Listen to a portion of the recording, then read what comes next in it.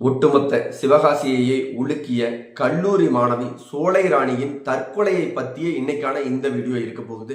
முழுக்க முழுக்க சோலை ராணி தற்கொலை செய்து கொள்ள அவர்கள் படித்து வந்த கல்லூரி நிர்வாகம் மட்டுமே காரணம் அப்படிங்கிறத இந்திய மாணவர்கள் சங்கம் ஒரு புறம் போராட்டமா செய்துட்டு இருக்கிறாங்க. அது மட்டும் இல்லாம சமூக வலைதளங்கள்ல ஜஸ்டிஸ் சோலை ராணி அப்படிங்கிற ஹேஷ்டேக்ல இணையதளங்கள் முழுக்க முழுக்க சோலை ராணி தற்கொலை செய்து கொள்ள கல்லூரி நிர்வாகம் கொடுத்த அழுத்தமே அதற்கான முதல் காரணம் அப்படின்னு பேசிட்டு இருக்காங்க.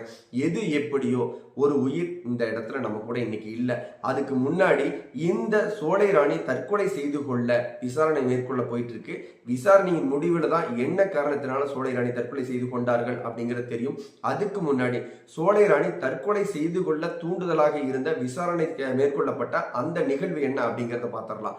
அதாவது சோலை ராணி கல்லூரி வளாகத்துக்குள்ள கூட எடுத்துக்கலீங்க, வெளியில கல்லூரியை விட்டு வெளியில தன் ஆண் நண்பருடன் ஒரு புறம் சோலை ராணியோட காதலன் அப்படின்னு சொல்றாங்க, முன்னாள் மாணவர் அப்படின்னு சொல்றாங்க, நண்பர் அப்படின்னு சொல்றாங்க. எல்லாமே விசாரணைக்கு பிறகு நம்மளுக்கு முழுமையா தெரிய வரும்.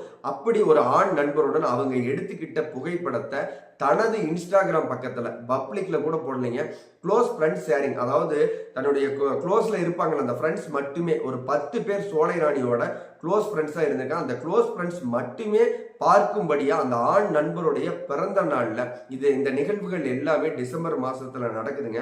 அந்த நிகழ்வுல பாத்தீங்கன்னா ஒரு க்ளோஸ் ஃப்ரெண்ட்ஸ் ஷேரிங்ல தன் ஆண் நண்பருடைய பிறந்த நாள்ல அவங்க 2 பேரும் எடுத்துக்கிட்ட புகைப்படத்தை தன்னுடைய இன்ஸ்டாகிராம்ல க்ளோஸ் ஃப்ரெண்ட்ஸ் ஷேரிங், அதாவது பப்ளிக் ஷேரிங் கூட பண்ணல, தன்னுடைய ரொம்பவும் நெருக்கமான அந்த 10 நண்பர்கள் மட்டுமே பார்க்கும்படியா அந்த புகைப்படத்தை அவங்க பதிவேற்றம் செய்யறாங்க. அந்த பதிவேற்றிய பிறகு அந்த சோலை ராணியின் மிக நெருக்கமான அந்த 10 நண்பர்கள்ல ஒரு பெண் அப்படின்னு ஒரு தகவல் வருது.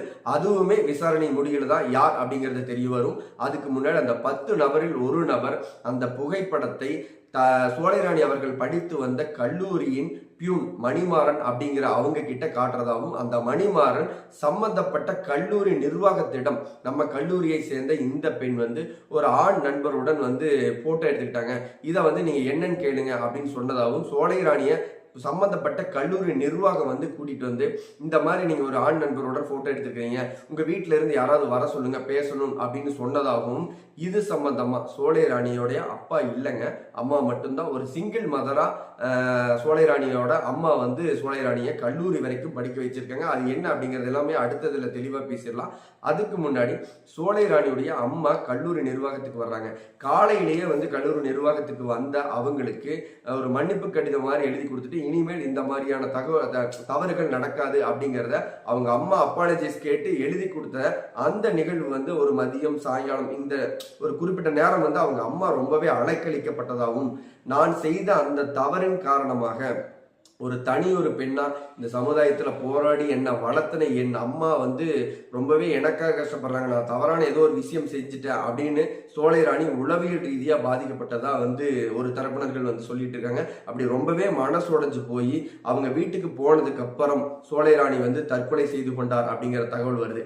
எது எப்படியோ மக்களே, முழுக்க முழுக்க தற்கொலை அப்படிங்கிறது ஒரு தீர்வாகாது. சோலை ராணி இந்த இடத்துல தற்கொலை செய்து கொண்ட நிகழ்வு ஒரு கோழைத்தனமா தான் இருக்கு. இனி யாரும் இது போல ஒரு தவறுகள் செய்யக்கூடாது, பிரச்சனைகளை மேற்கொள்ள பழகிக்கொள்ளும் அப்படிங்கிறது நம்மளுடைய தாழ்மையான கருத்து. அதுக்கு முன்னாடி ஜஸ்டிஸ் சோலை ராணி, உண்மையாவேங்க சோலை ராணிய அப்பா இல்லாம ஒரு சிங்கிள் மதரா எப்படி சொல்றது, ஒரு வெறுமனான வார்த்தைகளுக்குள்ள அதை அடைக்கிட முடியாது.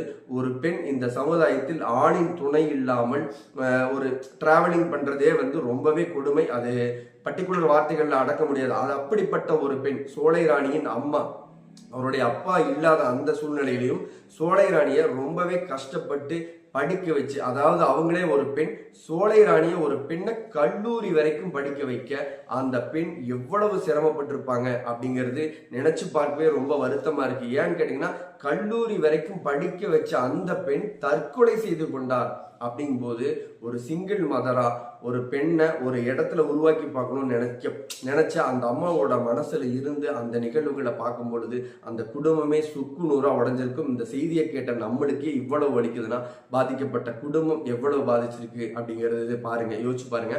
அதே சமயம் நம்ம இந்த இடத்துல எதை தீர்வா நினைக்க விரும்புறோம்னா, தற்கொலை மட்டுமே இதற்கு தீர்வாக இருக்காது. இது போன்ற பிரச்சனைகளை மாணவர்கள் முன்னின்று அதை வந்து ஸ்பேஸ் பண்ண கத்துக்கணும் அப்படிங்கறத நம்மளுடைய பாயிண்ட் ஆஃப் வியூல இருந்து சொல்றோம். அதே சமயம் இது முழுக்க முழுக்க விசாரணைக்கு போயிட்டு இருக்கு.